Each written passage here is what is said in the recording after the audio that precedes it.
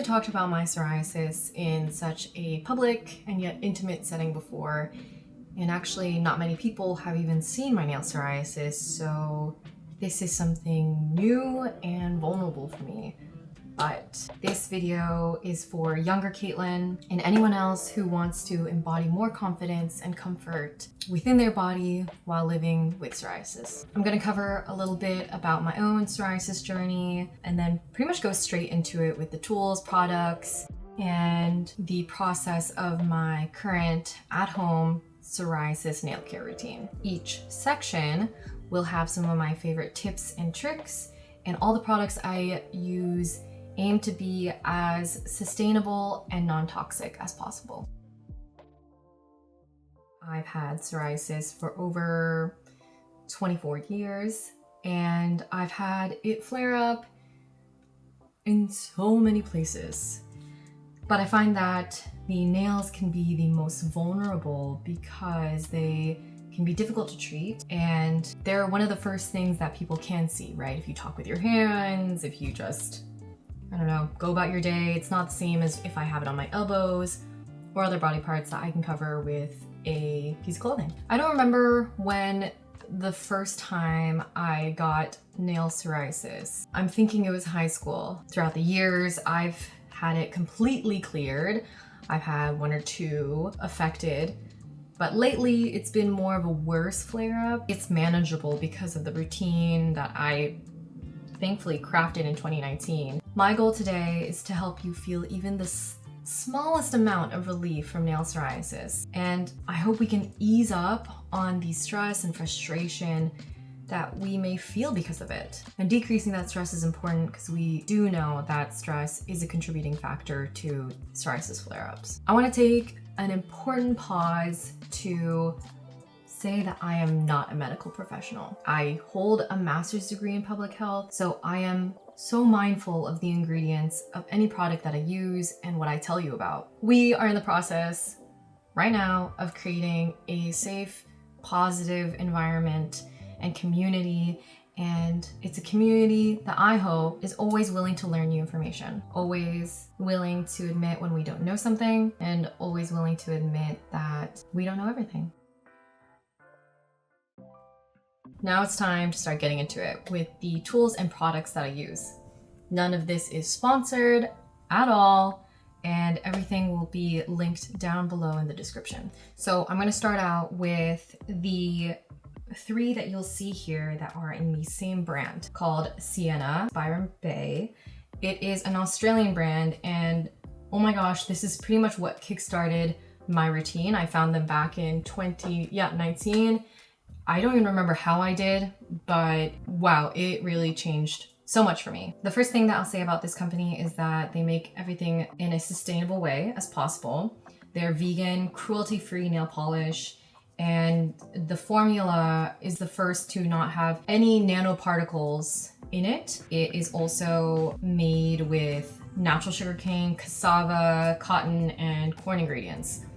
So pretty good. The nail file, I don't know if you can tell, but that is the cover that I have loved so much. I don't know what they do for this nail file, but never has dulled.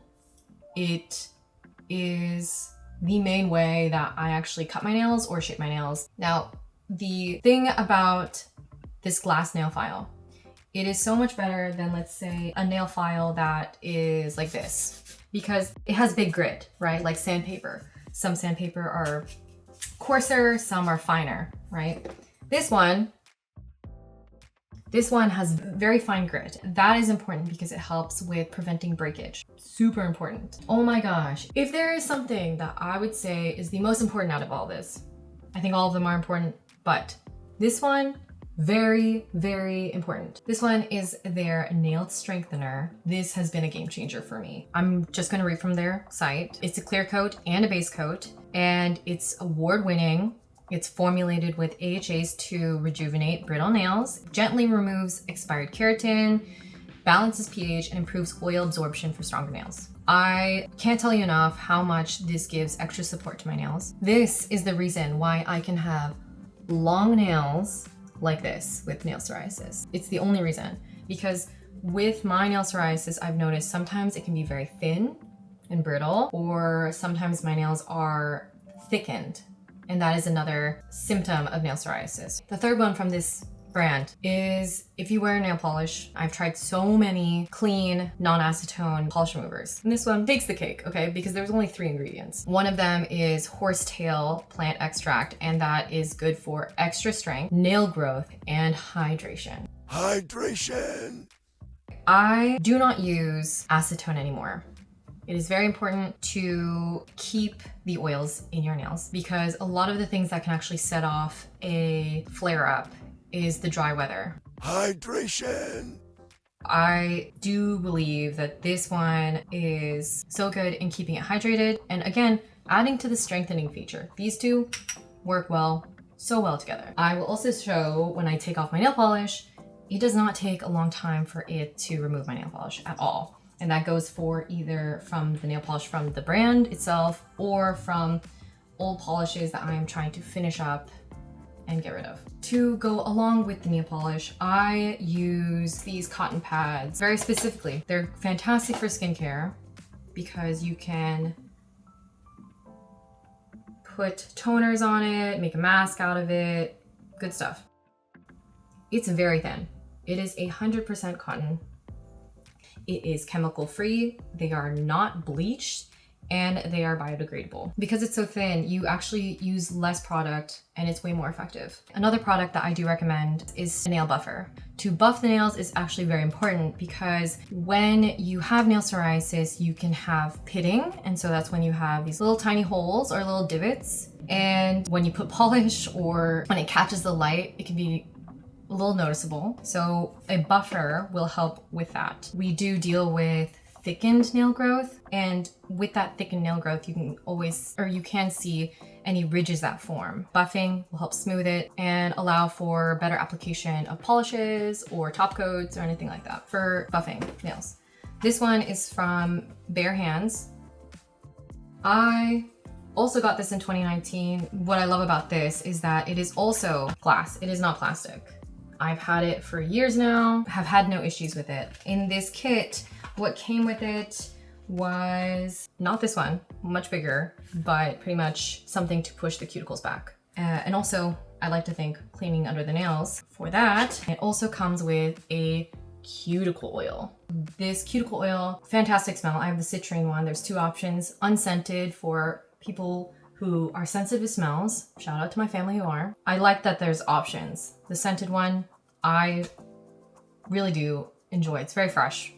It's not overpowering. Cuticle oil is also very important because again, dryness can impact psoriasis. Hydration. My nail psoriasis also goes on the cuticle area right here. Sienna has their own cuticle oil on my list. I know whenever I do my nails, they just soak up the oil in a great way. Moving that aside, we have our classic trimming tools. A nipper comes in handy because it is so sharp. You have to be careful, but any extra skin or any buildup that's there, you can use it to really clear out any of the, underneath here on the nail. I am not saying to cut your cuticles. In fact, never cut your cuticles. That sounds tough. Even when you go get your nails done, ask them to push it back, and you can push your own back with something like this. You want to push it back gently because keep in mind, psoriasis can be triggered by wounds, by infections, any cuts. Imagine then the cuticle, which is supposed to protect the nail, if we cut that, and it just opens you up to so much risk of infection, etc. It just risks a flare-up, and I don't think it's worth it. The other symptom of nail psoriasis is called onycholysis.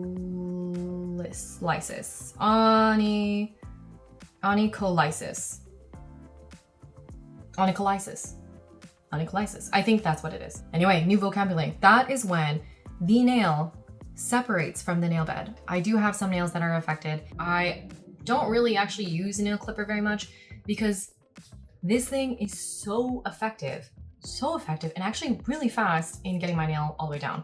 Let's say a lot of your nails are affected by the nail psoriasis and you have to go from super long to like super short.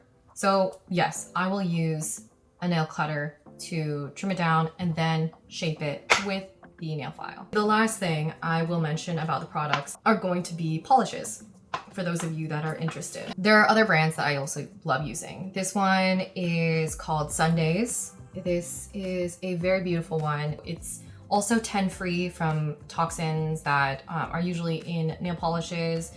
It's, yep, apparently non-toxic. Always caveat that. You can't always remove every toxin. It is still nail polish, but it's vegan, cruelty-free, beautiful color. Now, I have polishes that I still use that are not Sienna. Big fan, please sponsor me if you want. It's only because of this guy, this nail strengthener, that I feel comfortable even using it. Because I use this as a base coat, I protect my nail bed. It's not perfect, but it does give me a peace of mind using this before I use a polish that is not toxin-free or has a little questionable stuff in it. As for color recommendations, definitely get curious about what colors suit you. I used it once, but there's this one polish, I don't know if I have it anymore, but it has purple in it to counteract the yellow tones that can happen when a nail is damaged. So that might be something you look into. You will see that I did not recommend any gel polish. There are times I do use it. I've gotten a little bit more nervous about gel nail polish after everything that's coming out. The evidence that you can easily have a allergic reaction if the gel is not properly cured. It's also exposing your hand to UV. I really, personally, am already gravitating away from it. I still love going to the nail salon. That isn't an issue. I still ask for regular polish. So now we're gonna get into the actual process that I do for my nails. It's going to be in 4 major sections. So there's removing the polish, you could skip that if you don't have any, shaping the nails, pushing the cuticles, buffing it out, cleaning it, and the nail strengthener and polish section. I will start to remove my old nail polish. I wanna say that I hope this is a supportive and safe community. I think all of us who have psoriasis can already quite feel very vulnerable. If this video applies to you, fantastic, welcome. I hope you feel a little less alone. If this doesn't, if you have nothing nice to say, don't say anything at all. And I say that with love. I say that with so much love. I do think it's important for people to see it, for people to understand that psoriasis happens to so many people, and we're all just trying to feel good in our skin. As you can see, it didn't take a lot of product. I let it sit. And then I rub it off. Throughout this whole process of doing your nails at home, take your time. This is not something I want to rush through. This is a form of self-care for me. I think it's become such a wonderful routine for me, and all of this can be it can be what you make it out to be. You can dread it, you cannot, you can see it as taking care of yourself. I do find it very relaxing. I usually put on a show and I watch it, whether it's anime, whether it's Netflix, and I just kind of savor it. I don't know, I indulge myself. It's all part of stress management, right? I want to have positive associations with this process. Wow, okay, very clear. It is not drying out like acetone. Acetone really does strip so much of the natural oils that happen on your nails. As I'm removing this nail polish, I have an idea of how the nails will be. Sometimes I'm very surprised. Sometimes I'm like, oh, okay, good to know. In this case, I'm becoming happily surprised. That's nice because I've been having a pretty bad flare up. But so far, it's looking good, okay? Now my pinky is the one, maybe I'll zoom in here. Is it gonna do it? So this is the one that I've had some pitting on and that I used a buffer to help with that. All of these nails, they are shiny because of the oil from the remover, but it's because I've buffed it and taken out all of the ridges. So actually, not bad. I've had way worse with my nails. Very grateful for my body. Sometimes it can be very anxiety inducing, but I think a major shift that's happened also with my psoriasis care is that I'm really looking at psoriasis as a way that my body is telling me there is inflammation. It tells me when I receive trauma in an area, if I've banged my nail. It can just tell me a lot of underlying things. As frustrating as it can be, I think a mindset reframe is very helpful. Wow, not bad. Being extra vulnerable, because why not? My hands are a little oily. These are my nails. This hand is way more affected. Some of them are just needing to be cleaned extra. So for any dark spots underneath there. But all in all, not bad. I'm gonna wash my hands. I'm gonna use a little bit warmer water so when I do push my cuticles back, it's not going to be as hard to do. Take your time with this, okay? If not, if you wear polish, okay? If you use this, you are going to end up with a wet mess and it's going to be goopy and it's not gonna be fun. So at this time, even though it is the section where we shape our nails, I'm going to clean them up, push the cuticles back because my skin is damp. And I'm not being super forceful with it. We are being very gentle. Nothing too crazy. And why push the cuticles back? Okay, because one, some people think it looks better. They can help you with applying polish. That means you don't get it on the cuticles. It can look cleaner. I just try to not disrupt the cuticles as much as possible. If you don't do polish, I don't think you really need to do this step. Less trauma to the nail, the better. I think when your skin is damp too, it's easier to clean under the nail as well. These two nails, they have psoriasis right at the cuticle, so I'm careful about those. We have a tissue here. Everything is cleaned. Now we're getting into step 2. There was a big positive shift in how I viewed my hands and nails when I found a nail shape and length I loved. A lot of the times what they recommend if you have nail psoriasis is to keep your nails shorter. And I think there's good reason for that, because if we are rough with our nails, we can add trauma to it, and if there's any trauma, it could kickstart another flare-up. I do love long nails though, and it's because of this process that I'm able to do it. Nail shape, nail length, maybe seeming like a small thing. Think of it as another way of learning about your body and honoring it. Nail shape is kind of like wearing clothes that fit you and make you feel more confident. It can give this extra oomph to your look, to your style, extra confidence in just like using your hands. Now in the process of finding my nail shape and length that I love, I read so many guides. I have measured my nails and my nail beds countless times. And I am here to say the best advice that I can give to you is to try them all. I will include all the pictures of the countless nail styles I had. Have fun with it. Just embrace the process. Have it fun. Grow it out, cut it. You will thank yourself. This was actually not my recommended nail shape. And you saw what my nails looked like with polish. It actually looks wonderful, in my opinion. And that's what matters, right? Your opinion. Back in 2019, I was just on the couch playing around with the nail file and realized, love this square shape. And yes, you can still have different nail shapes, even if it's super short. Another tip I have for you, when you are using a nail file, you don't want to go back and forth like this, okay? That is going to encourage more breakage. Not good. You're going to go in one direction.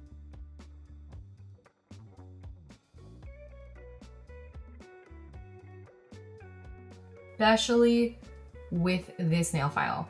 I'm going to do here what I sometimes do when I'm having a bad flare-up. I'm going to cut my nails short. I do this occasionally because I want to remind myself that these are just nails. I can get very attached to things like this. The ego can get attached, thinking that we do need this, that we are not who we are unless we have this thing. So this is also a good practice if you want to employ it as well. Another thing I'll say about length, start out slow.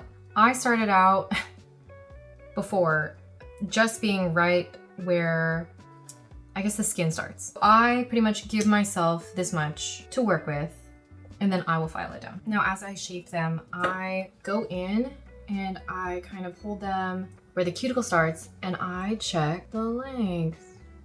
And I go through, I check it, making sure everything is even. So they're all filed. I like the shape. Now I am going to buff my nails. I did use the nipper during that time to clean under my nails, especially in the areas that are kind of a little bit more stubborn. Any excess skin that I have, I would go in and clean it up because I want to keep that as clear as possible without causing more trauma to the skin, to the area.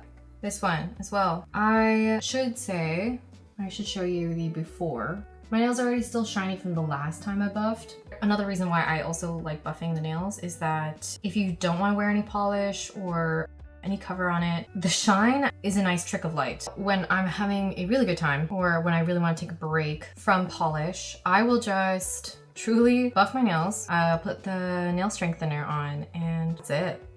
I think it's pretty nice. You know what? I'll get an example. So this one right here, you can see a little bit of ridges. They've been buffed before. And this is the after. The area near the cuticle is always the trickiest, but for the most part, it provides me a very nice smooth surface for the polish. I'm gonna do the rest of my hands and then we're gonna go into step 4 and we are going to apply the nail strengthener. It is a thicker consistency. I usually put 2 coats, that's what they recommend. I mention the thicker consistency because you have to, again, take your time.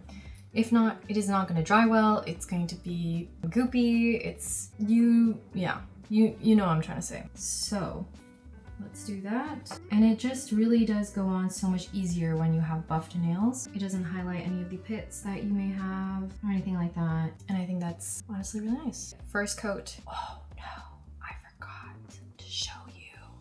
You know what? I'll show you now. It is like very flimsy. This is without the drying. Really is flimsy.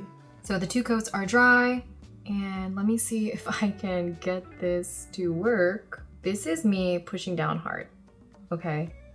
I am pushing down very hard. This is the same pinky as you saw that was pretty much almost folded in half. So, strengthener, 10 out of 10. So as I do the polish layer, the nail polish that I will be using for today, this one is a very good one. It's from Rom and it is a Korean brand and it is their Pebble colors. It's a buildable color, I really like it. It's definitely a thinner formula, but I like it because then I can go as sheer or as kind of a little bit more opaque if I want to. I'm gonna savor this moment, again, not rush it.